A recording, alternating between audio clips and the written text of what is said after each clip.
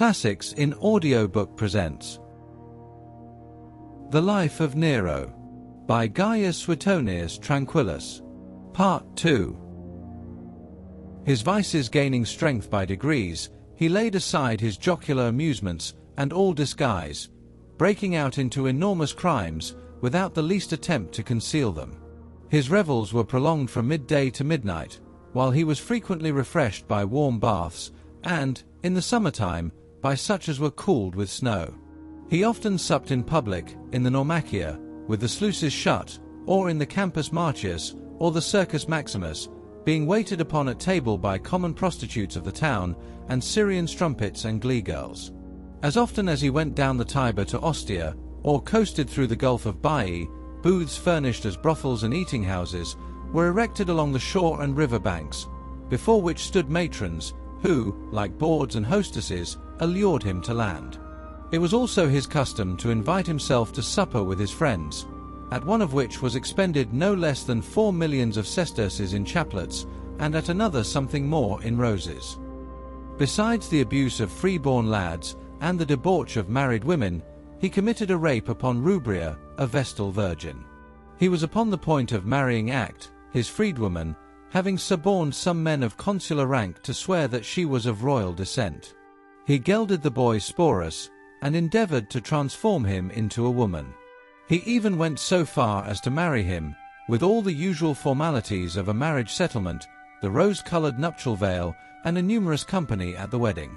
When the ceremony was over, he had him conducted like a bride to his own house, and treated him as his wife. It was jocularly observed by some person that it would have been well for mankind had such a wife fallen to the lot of his father Domitius. This Sporus he carried about with him in a litter round the solemn assemblies and fairs of Greece, and afterwards at Rome through the Sigillaria, dressed in the rich attire of an empress, kissing him from time to time as they rode together. That he entertained an incestuous passion for his mother, but was deterred by her enemies, for fear that this haughty and overbearing woman should, by her compliance, get him entirely into her power, and govern in everything, was universally believed, especially after he had introduced amongst his concubines a strumpet, who was reported to have a strong resemblance to Agrippina.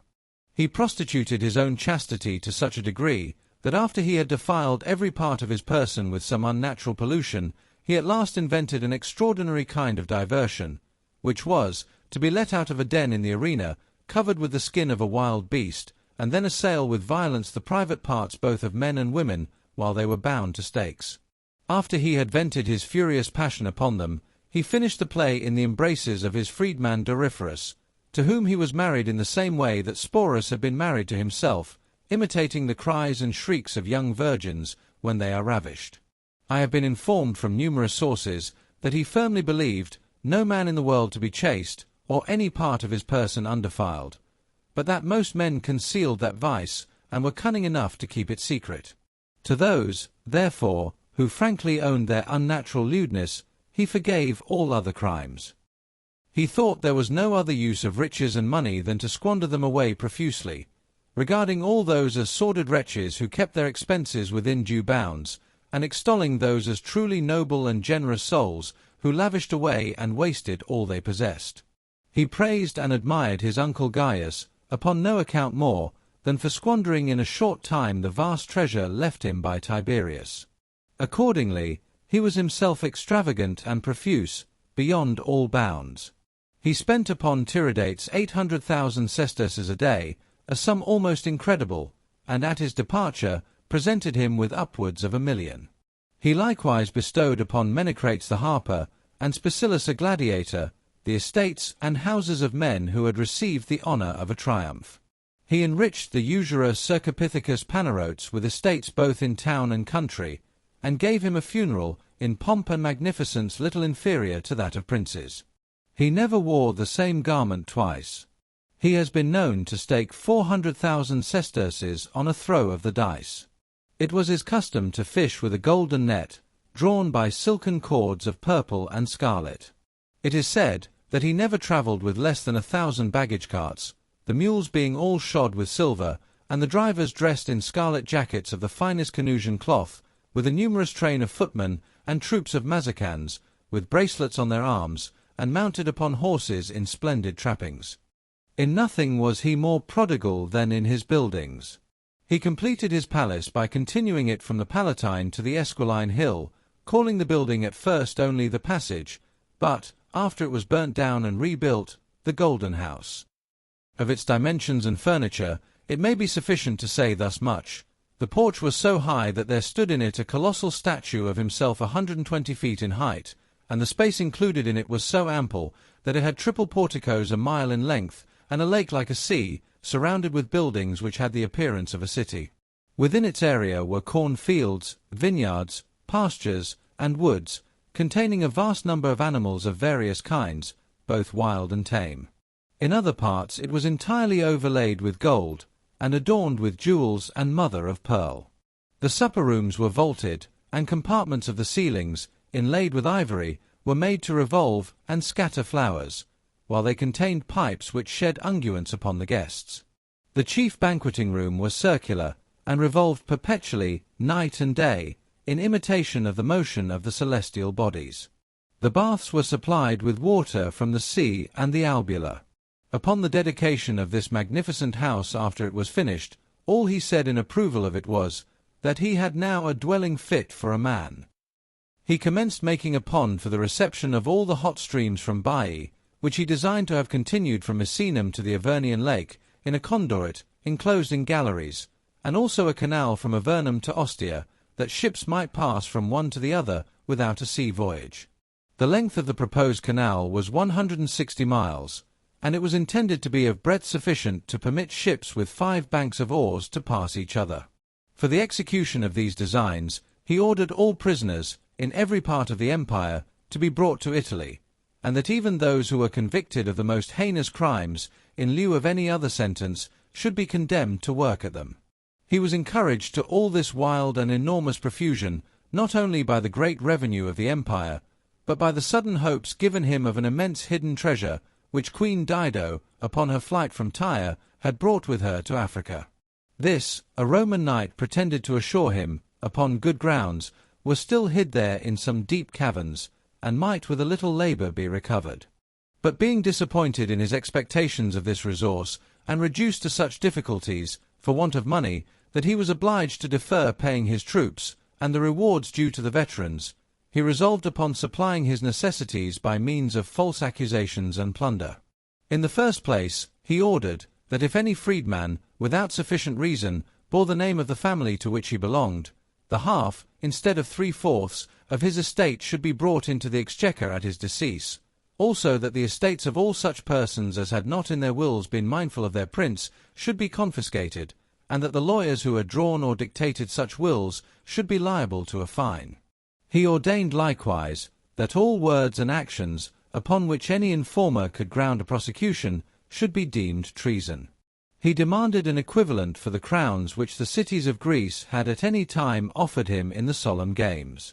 Having forbade any one to use the colours of amethyst and Tyrian purple, he privately sent a person to sell a few ounces of them upon the day of the Nundini, and then shut up all the merchants' shops on the pretext that his edict had been violated.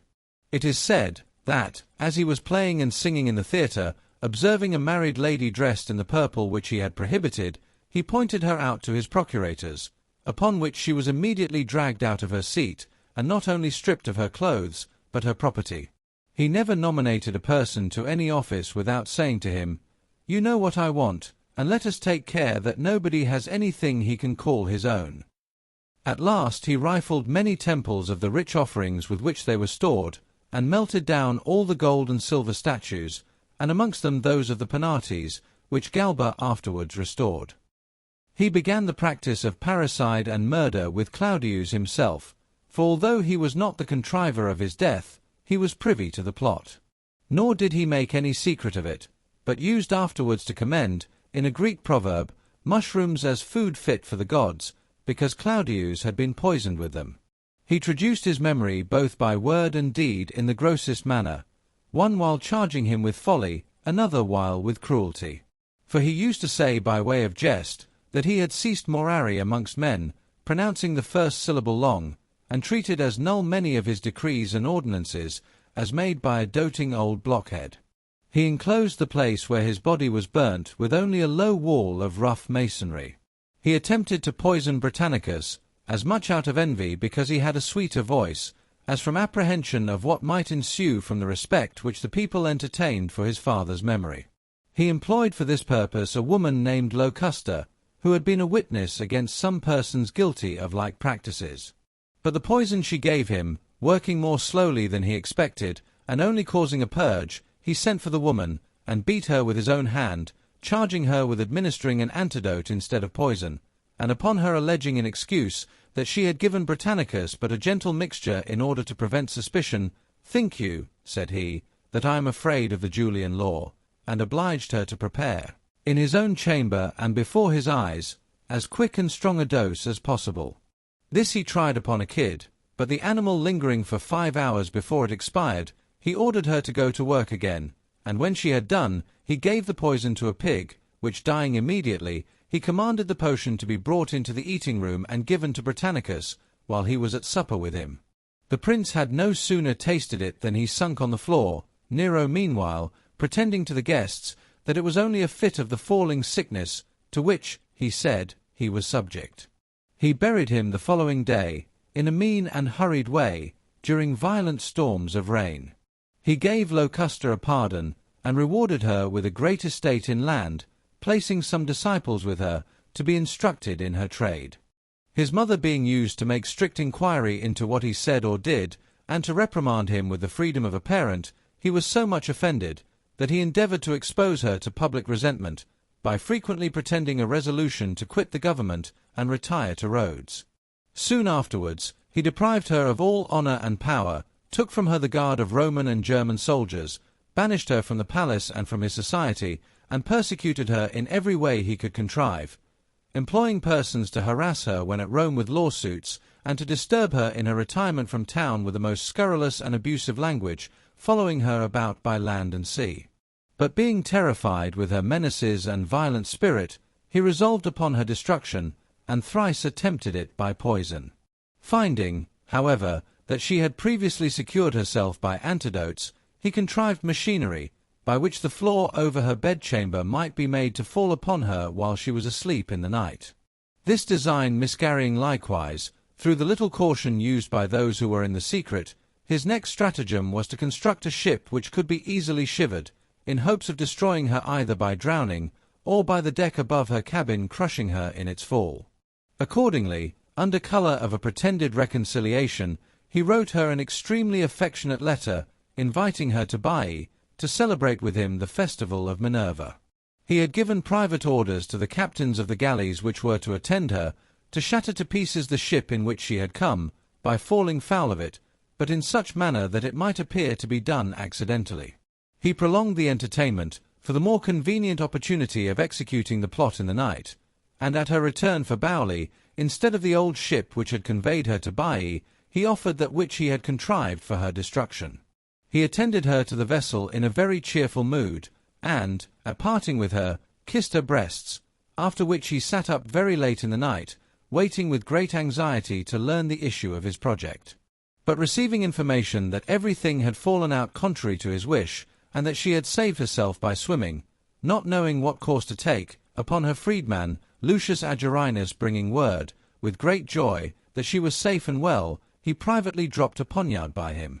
He then commanded the freedman to be seized and put in chains, under pretence of his having been employed by his mother to assassinate him,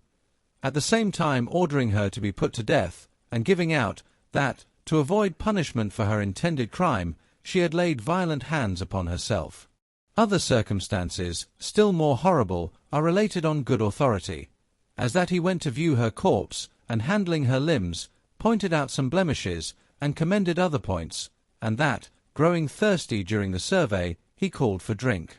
Yet he was never afterwards able to bear the stings of his own conscience for this atrocious act, although encouraged by the congratulatory addresses of the army, the Senate, and people. He frequently affirmed that he was haunted by his mother's ghost, and persecuted with the whips and burning torches of the Furies.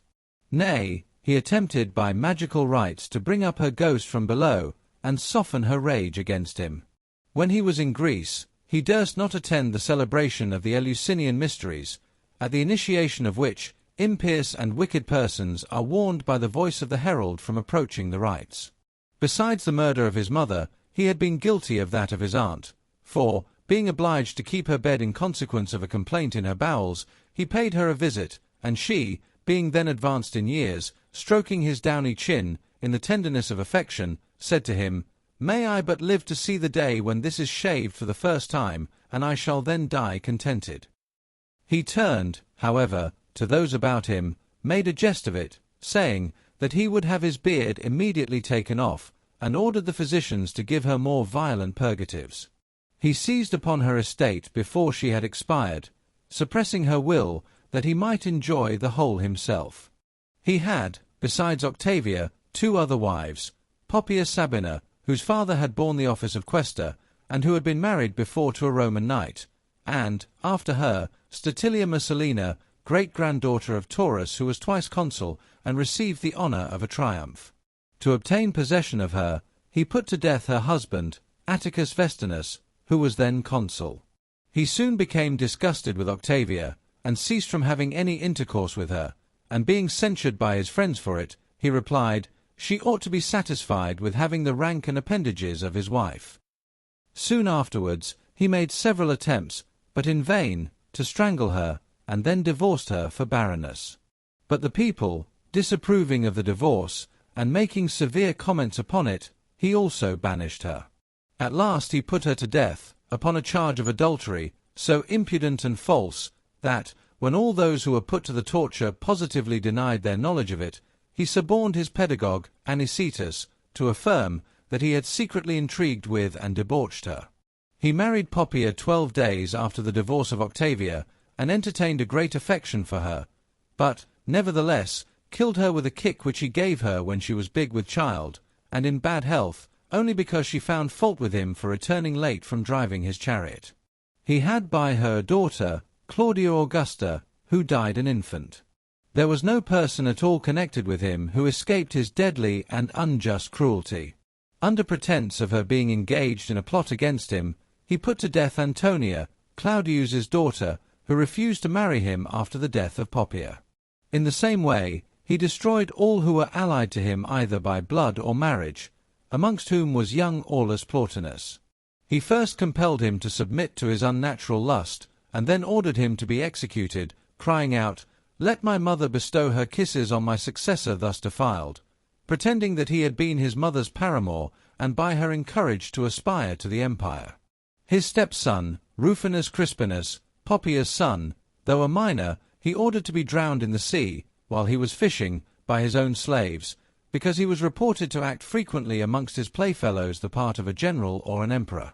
He banished Tuscus, his nurse's son, for presuming, when he was procurator of Egypt, to wash in the baths which had been constructed in expectation of his own coming. Seneca, his preceptor, he forced to kill himself, though, upon his desiring leave to retire, and offering to surrender his estate, he solemnly swore that there was no foundation for his suspicions, and that he would perish himself sooner than hurt him. Having promised Burrhus, the Praetorian prefect, a remedy for a swelling in his throat, he sent him poison. Some old rich freedmen of Claudius, who had formerly not only promoted his adoption, but were also instrumental to his advancement to the empire, and had been his governors, he took off by poison given them in their meat or drink. Nor did he proceed with less cruelty against those who were not of his family. A blazing star, which is vulgarly supposed to portend destruction to kings and princes, appeared above the horizon several nights successively. He felt great anxiety on account of this phenomenon, and being informed by one Babylas, an astrologer, that princes were used to expiate such omens by the sacrifice of illustrious persons, and so avert the danger foreboded to their own persons, by bringing it on the heads of their chief men, he resolved on the destruction of the principal nobility in Rome. He was the more encouraged to this, because he had some plausible pretence for carrying it into execution from the discovery of 2 conspiracies against him, the former and more dangerous of which was that formed by Piso and discovered at Rome, the other was that of Vinicius at Beneventum. The conspirators were brought to their trials loaded with triple fetters. Some ingenuously confessed the charge, Others avowed that they thought the design against his life an act of favor for which he was obliged to them, as it was impossible in any other way than by death to relieve a person rendered infamous by crimes of the greatest enormity. The children of those who had been condemned were banished the city, and afterwards either poisoned or starved to death. It is asserted that some of them, with their tutors, and the slaves who carried their satchels, were all poisoned together at one dinner, and others not suffered to seek their daily bread. From this period he butchered, without distinction or quarter, all whom his caprice suggested as objects for his cruelty, and upon the most frivolous pretenses. To mention only a few, Salvadinus Orfitus was accused of letting out 3 taverns attached to his house in the Forum to some cities for the use of their deputies at Rome. The charge against Cassius Longinus, a lawyer who had lost his sight, was that he kept amongst the busts of his ancestors that of Gaius Cassius, who was concerned in the death of Julius Caesar. The only charge objected against Petrus Thrasea was that he had a melancholy cast of features and looked like a schoolmaster. He allowed but 1 hour to those whom he obliged to kill themselves, and, to prevent delay, he sent them physicians to cure them immediately if they lingered beyond that time, for so he called bleeding them to death. There was at that time an Egyptian of a most voracious appetite, who would digest raw flesh or anything else that was given him. It was credibly reported that the emperor was extremely desirous of furnishing him with living men to tear and devour. Being elated with his great success in the perpetration of crimes, he declared that no prince before himself ever knew the extent of his power. He threw out strong intimations that he would not even spare the senators who survived, but would entirely extirpate that order, and put the provinces and armies into the hands of the Roman knights and his own freedmen. It is certain that he never gave or vouchsafed to allow any one the customary kiss, either on entering or departing, or even returned a salute. And at the inauguration of a work, the cut through the isthmus, he, with a loud voice, amidst the assembled multitude, uttered a prayer that the undertaking might prove fortunate for himself and the Roman people, without taking the smallest notice of the Senate. He spared, moreover, neither the people of Rome nor the capital of his country. Somebody in conversation saying, "When I am dead, let fire devour the world." "Nay," said he, "let it be while I am living." And he acted accordingly, for, pretending to be disgusted with the old buildings and the narrow and winding streets, he set the city on fire so openly, that many of consular rank caught his own household servants on their property with tow, and torches in their hands, but durst not meddle with them. There being near his golden house some granaries, the sight of which he exceedingly coveted, they were battered as if with machines of war, and set on fire, the walls being built of stone. During 6 days and 7 nights this terrible devastation continued, the people being obliged to fly to the tombs and monuments for lodging and shelter. Meanwhile, a vast number of stately buildings, the houses of generals celebrated in former times, and even then still decorated with the spoils of war, were laid in ashes, as well as the temples of the gods, which had been vowed and dedicated by the kings of Rome, and afterwards in the Punic and Gallic wars. In short, everything that was remarkable and worthy to be seen which time had spared. This fire he beheld from a tower in the house of Maecenas, and being greatly delighted, as he said, with the beautiful effects of the conflagration, he sung a poem on the ruin of Troy in the tragic dress he used on the stage. To turn this calamity to his own advantage by plunder and rapine, he promised to remove the bodies of those who had perished in the fire, and clear the rubbish at his own expense, suffering no one to meddle with the remains of their property. But he not only received, but exacted contributions on account of the loss, until he had exhausted the means both of the provinces and private persons. To these terrible and shameful calamities brought upon the people by their prince were added some proceeding from misfortune. Such were a pestilence, by which, within the space of 1 autumn, there died no less than 30,000 persons, as appeared from the registers in the Temple of Libitina, a great disaster in Britain, where 2 of the principal towns belonging to the Romans were plundered, and a dreadful havoc made both amongst our troops and allies, a shameful discomfiture of the army of the East, where, in Armenia, the legions were obliged to pass under the yoke, and it was with great difficulty that Syria was retained. Amidst all these disasters, it was strange, and, indeed, particularly remarkable, that he bore nothing more patiently than the scurrilous language and railing abuse which was in everyone's mouth,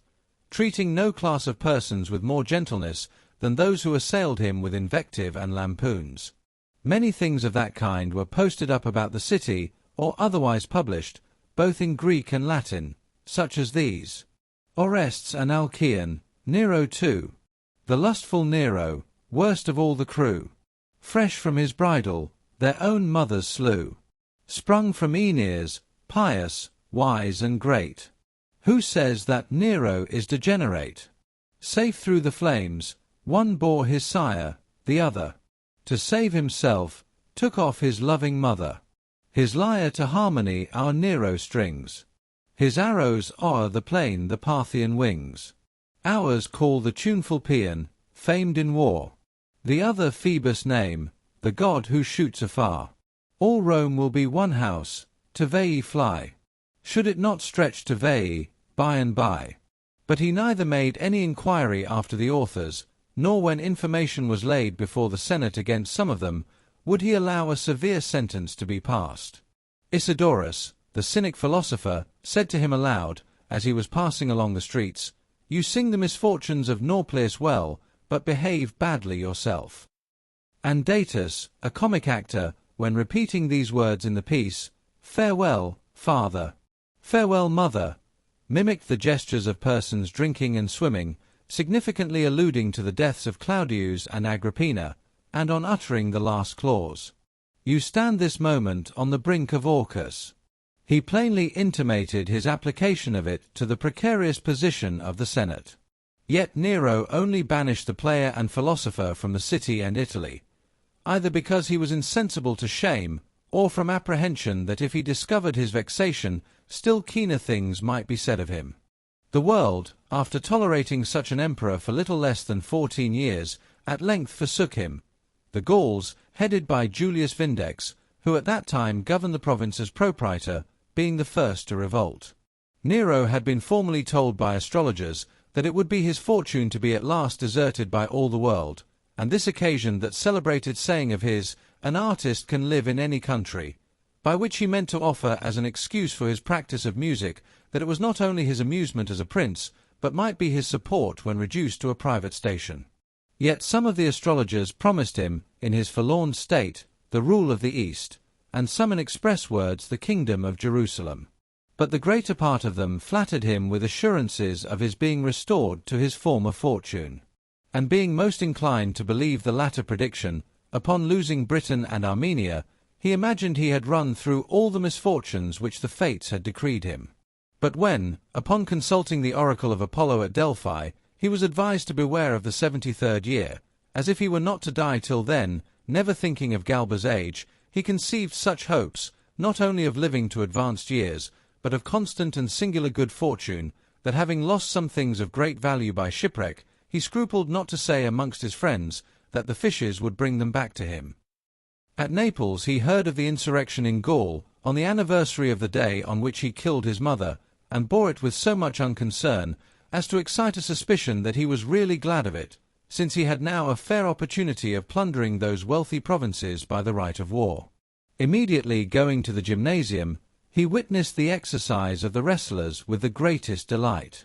Being interrupted at supper with letters which brought yet worse news, he expressed no greater resentment than only to threaten the rebels. For 8 days together he never attempted to answer any letters, nor give any orders, but buried the whole affair in profound silence. Being roused at last by numerous proclamations of Vindex, treating him with reproaches and contempt, he in a letter to the Senate exhorted them to avenge his wrongs and those of the Republic, desiring them to excuse his not appearing in the Senate House because he had got cold. But nothing so much galled him as to find himself railed at as a pitiful harper, and, instead of Nero, styled Enobarbus, which being his family name, since he was upbraided with it, he declared that he would resume it, and lay aside the name he had taken by adoption. Passing by the other accusations as wholly groundless, he earnestly refuted that of his want of skill in an art upon which he had bestowed so much pains, and in which he had arrived at such perfection, asking frequently those about him if they knew any one who was a more accomplished musician. But being alarmed by messengers after messengers of ill news from Gaul, he returned in great consternation to Rome. On the road, his mind was somewhat relieved by observing the frivolous omen of a Gaulish soldier defeated and dragged by the hair by a Roman knight, which was sculptured on a monument, so that he leaped for joy and adored the heavens. Even then he made no appeal either to the Senate or people, but calling together some of the leading men at his own house, he held a hasty consultation upon the present state of affairs, and then, during the remainder of the day, carried them about with him to view some musical instruments of a new invention, which were played by water, exhibiting all the parts, and discoursing upon the principles and difficulties of the contrivance, which, he told them, he intended to produce in the theatre, if Vindex would give him leave. Soon afterwards, he received intelligence that Galba and the Spaniards had declared against him, upon which he fainted, and losing his reason, lay a long time speechless, apparently dead. As soon as recovered from this state stupefaction, he tore his clothes, and beat his head, crying out, "It is all over with me!" His nurse endeavouring to comfort him, and telling him that the like things had happened to other princes before him, he replied, "I am beyond all example wretched, for I have lost an empire whilst I am still living." He, nevertheless, abated nothing of his luxury and inattention to business. Nay, on the arrival of good news from the provinces, he, at a sumptuous entertainment, sung with an air of merriment some jovial verses upon the leaders of the revolt, which were made public, and accompanied them with suitable gestures. Being carried privately to the theatre, he sent word to an actor who was applauded by the spectators, that he had it all his own way, now that he himself did not appear on the stage. At the first breaking out of these troubles, it is believed that he had formed many designs of a monstrous nature, although conformable enough to his natural disposition. These were to send new governors and commanders to the provinces and the armies, and employ assassins to butcher all the former governors and commanders, as men unanimously engaged in a conspiracy against him, to massacre the exiles in every quarter and all the Gaulish population in Rome, the former lest they should join the insurrection, the latter as privy to the designs of their countrymen and ready to support them, to abandon Gaul itself, to be wasted and plundered by his armies, to poison the whole Senate at a feast, to fire the city, and then let loose the wild beasts upon the people, in order to impede their stopping the progress of the flames. But being deterred from the execution of these designs not so much by remorse of conscience, as by despair of being able to effect them, and judging an expedition into Gaul necessary, he removed the consuls from their office, before the time of its expiration was arrived, and in their room assumed the consulship himself without a colleague, as if the fates had decreed that Gaul should not be conquered, but by a consul. Upon assuming the fasces, after an entertainment at the palace, as he walked out of the room leaning on the arms of some of his friends, he declared that as soon as he arrived in the province, he would make his appearance amongst the troops, unarmed, and do nothing but weep, and that, after he had brought the mutineers to repentance, he would, the next day, in the public rejoicings, sing songs of triumph, which he must now, without loss of time, apply himself to compose. In preparing for this expedition, his first care was to provide carriages for his musical instruments and machinery to be used upon the stage, to have the hair of the concubines he carried with him dressed in the fashion of men, and to supply them with battle-axes and Amazonian bucklers. He summoned the city tribes to enlist, but no qualified persons appearing, he ordered all masters to send a certain number of slaves, the best they had, not excepting their stewards and secretaries. He commanded the several orders of the people to bring in a fixed proportion of their estates, as they stood in the census books, all tenants of houses and mansions to pay 1 year's rent forthwith into the exchequer, and, with unheard-of strictness, would receive only new coin of the purest silver and the finest gold, insomuch that most people refused to pay, crying out unanimously that he ought to squeeze the informers, and oblige them to surrender their gains. The general odium in which he was held received an increase by the great scarcity of corn, and an occurrence connected with it. For, as it happened just at that time, there arrived from Alexandria a ship, which was said to be freighted with dust for the wrestlers belonging to the emperor. This so much inflamed the public rage, that he was treated with the utmost abuse and scurrility. Upon the top of one of his statues was placed the figure of a chariot with a Greek inscription, that now indeed he had a race to run, let him be gone. A little bag was tied about another, with a ticket containing these words, "What could I do? Truly thou hast merited the sack." Some person likewise wrote on the pillars in the forum, that he had even woke the cocks with his singing. And many, in the night time, pretending to find fault with their servants, frequently called for a vindex. He was also terrified with manifest warnings, both old and new, arising from dreams, auspices, and omens. He had never been used to dream before the murder of his mother. After that event, he fancied in his sleep that he was steering a ship, and that the rudder was forced from him, that he was dragged by his wife Octavia into a prodigiously dark place, and was at one time covered over with a vast swarm of winged ants, and at another, surrounded by the national images which were set up near Pompey's theatre, and hindered from advancing farther, that a Spanish jennet he was fond of had his hinder parts so changed as to resemble those of an ape, and having his head only left unaltered, neighed very harmoniously. The doors of the mausoleum of Augustus flying open of themselves, there issued from it a voice, calling on him by name. The lares being adorned with fresh garlands on the calends, the 1st of January, fell down during the preparations for sacrificing to them. While he was taking the omens, Sporus presented him with a ring, the stone of which had carved upon it the rape of Proserpine. When a great multitude of the several orders was assembled, to attend at the solemnity of making vows to the gods, it was a long time before the keys of the Capitol could be found. And when, in a speech of his to the Senate against Vindex, these words were read, that the miscreants should be punished and soon make the end they merited, they all cried out, "You will do it, Augustus." It was likewise remarked, that the last tragic piece which he sung was Oedipus in exile, and that he fell as he was repeating this verse. "Wife, mother, father, force me to my end." Meanwhile, on the arrival of the news that the rest of the armies had declared against him, he tore to pieces the letters which were delivered to him at dinner, overthrew the table, and dashed with violence against the ground 2 favourite cups, which he called Homer's, because some of that poet's verses were cut upon them. Then taking from Locusta a dose of poison, which he put up in a golden box, he went into the Servilian gardens, and thence dispatching a trusty freedman to Ostia, with orders to make ready a fleet, he endeavoured to prevail with some tribunes and centurions of the Praetorian guards to attend him in his flight, but part of them showing no great inclination to comply, others absolutely refusing, and one of them crying out aloud, "Say, is it then so sad a thing to die?" He was in great perplexity whether he should submit himself to Galba, or apply to the Parthians for protection, or else appear before the people dressed in mourning, and, upon the rostra, in the most piteous manner, beg pardon for his past misdemeanours, and, if he could not prevail, request of them to grant him at least the government of Egypt. A speech to this purpose was afterwards found in his writing case. But it is conjectured that he durst not venture upon this project, for fear of being torn to pieces before he could get to the forum. Deferring, therefore, his resolution until the next day, he awoke about midnight, and finding the guards withdrawn, he leaped out of bed, and sent round for his friends. But none of them vouchsafing any message in reply, he went with a few attendants to their houses.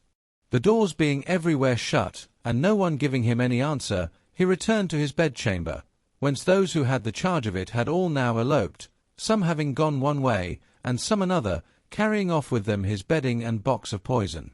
He then endeavoured to find Spicillus, the gladiator, or some one to kill him, but not being able to procure any one, "What," said he, "have I then neither friend nor foe?" and immediately ran out, as if he would throw himself into the Tiber. But this furious impulse subsiding, he wished for some place of privacy, where he might collect his thoughts, and his freedman Phaon offering him his country house, between the Salarian and Nomentan roads, about 4 miles from the city, he mounted a horse, barefoot as he was, and in his tunic, only slipping over it an old soiled cloak, with his head muffled up, and an handkerchief before his face, and 4 persons only to attend him, of whom Sporus was one. He was suddenly struck with horror by an earthquake, and by a flash of lightning which darted full in his face, and heard from the neighbouring camp the shouts of the soldiers, wishing his destruction and prosperity to Galba. He also heard a traveller they met on the road say, "They are in pursuit of Nero," and another ask, "Is there any news in the city about Nero?" Uncovering his face when his horse was started by the scent of a carcass which lay in the road, he was recognized and saluted by an old soldier who had been discharged from the guards. When they came to the lane which turned up to the house, they quitted their horses, and with much difficulty he wound among bushes and briars, and along a track through a bed of rushes, over which they spread their cloaks for him to walk on. Having reached a wall at the back of the villa, Phaon advised him to hide himself a while in a sandpit, when he replied, "I will not go underground alive." Staying there some little time, while preparations were made for bringing him privately into the villa, he took up some water out of a neighboring tank in his hand, to drink, saying, "This is Nero's distilled water." Then his cloak having been torn by the brambles, he pulled out the thorns which stuck in it. At last, being admitted, creeping upon his hands and knees, through a hole made for him in the wall, he lay down in the first closet he came to, upon a miserable pallet, with an old coverlet thrown over it, and being both hungry and thirsty, though he refused some coarse bread that was brought him, he drank a little warm water. All who surrounded him now pressing him to save himself from the indignities which were ready to befall him, he ordered a pit to be sunk before his eyes, of the size of his body, and the bottom to be covered with pieces of marble put together, if any could be found about the house, and water and wood, to be got ready for immediate use about his corpse, weeping at everything that was done, and frequently saying, "What an artist is now about to perish." Meanwhile, letters being brought in by a servant belonging to Phaon, he snatched them out of his hand, and there read, that he had been declared an enemy by the Senate, and that search was making for him, that he might be punished according to the ancient custom of the Romans. He then inquired what kind of punishment that was, and being told that the practice was to strip the criminal naked, and scourge him to death, while his neck was fastened within a forked stake, he was so terrified that he took up 2 daggers which he had brought with him, and after feeling the points of both, put them up again, saying, "The fatal hour is not yet come." One while he begged of Sporus to begin to wail and lament, another while he entreated that one of them would set him an example by killing himself, and then again he condemned his own want of resolution in these words, "I yet live to my shame and disgrace. This is not becoming for Nero, it is not becoming.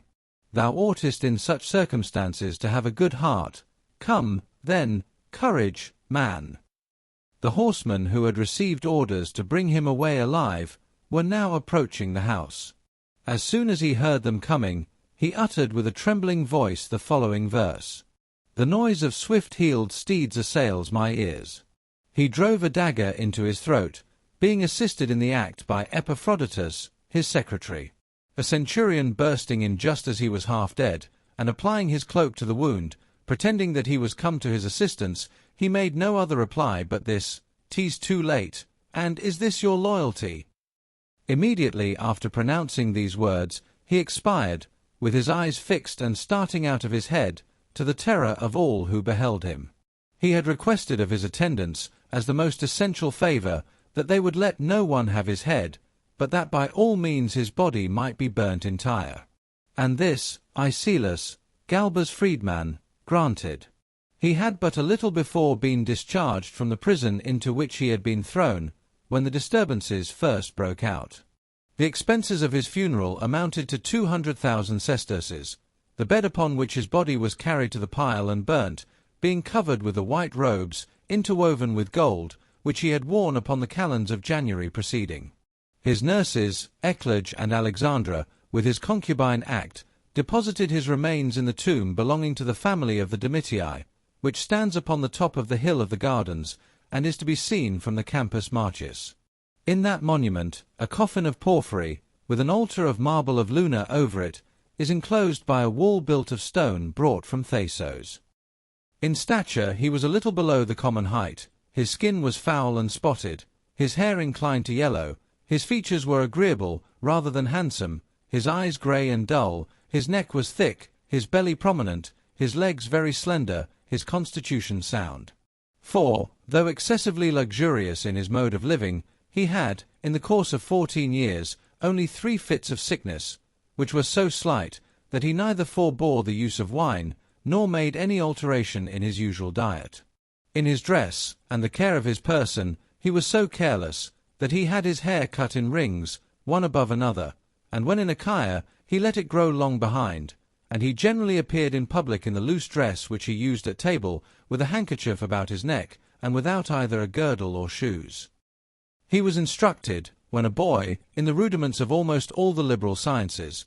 but his mother diverted him from the study of philosophy, as unsuited to one destined to be an emperor, and his preceptor, Seneca, discouraged him from reading the ancient orators, that he might longer secure his devotion to himself. Therefore, having a turn for poetry, he composed verses both with pleasure and ease, nor did he, as some think, publish those of other writers as his own. Several little pocket-books and loose sheets have come into my possession, which contain some well-known verses in his own hand, and written in such a manner that it was very evident, from the blotting and interlining, that they had not been transcribed from a copy, nor dictated by another, but were written by the composer of them.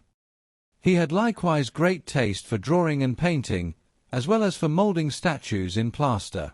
But, above all things, he most eagerly coveted popularity, being the rival of every man who obtained the applause of the people for anything he did. It was the general belief that, after the crowns he won by his performances on the stage, he would the next lustrum have taken his place among the wrestlers at the Olympic Games. For he was continually practising that art, nor did he witness the gymnastic games in any part of Greece otherwise than sitting upon the ground in the stadium, as the umpires do. And if a pair of wrestlers happened to break the bounds, he would with his own hands drag them back into the centre of the circle. Because he was thought to equal Apollo in music, and the sun in chariot driving, he resolved also to imitate the achievements of Hercules. And they say that a lion was got ready for him to kill, either with a club, or with a close hug, in view of the people in the amphitheatre, which he was to perform naked. Towards the end of his life, he publicly vowed, that if his power in the state were securely re-established, he would, in the spectacles which he intended to exhibit in honour of his success, include a performance upon organs, as well as upon flutes and bagpipes, and, on the last day of the games, would act in the play, and take the part of Turnus, as we find it in Virgil. And there are some who say, that he put to death the player Paris as a dangerous rival. He had an insatiable desire to immortalize his name, and acquire a reputation which should last through all succeeding ages, but it was capriciously directed. He therefore took from several things and places their former appellations, and gave them new names derived from his own. He called the month of April Neronius, and designed changing the name of Rome into that of Neropolis. He held all religious rites in contempt, except those of the Syrian goddess, but at last he paid her so little reverence that he made water upon her, being now engaged in another superstition, in which only he obstinately persisted. For having received from some obscure plebeian a little image of a girl, as a preservative against plots, and discovering a conspiracy immediately after, he constantly worshipped his imaginary protectress as the greatest amongst the gods, offering to her 3 sacrifices daily. He was also desirous to have it supposed that he had, by revelations from this deity, a knowledge of future events. A few months before he died, he attended a sacrifice, according to the Etruscan rites, but the omens were not favourable. He died in the 32nd year of his age, upon the same day on which he had formerly put Octavia to death, and the public joy was so great upon the occasion that the common people ran about the city with caps upon their heads. Some, however, were not wanting, who for a long time decked his tomb with spring and summer flowers. Sometimes they placed his image upon the rostra, dressed in robes of state. At another, they published proclamations in his name, as if he were still alive, and would shortly return to Rome, and take vengeance on all his enemies. Vologesus, king of the Parthians, when he sent ambassadors to the Senate to renew his alliance with the Roman people, earnestly requested that due honour should be paid to the memory of Nero. To conclude, when 20 years afterwards, at which time I was a young man, some person of obscure birth gave himself out for Nero, that name secured him so favourable a reception from the Parthians that he was very zealously supported. It was with much difficulty that they were prevailed upon to give him up.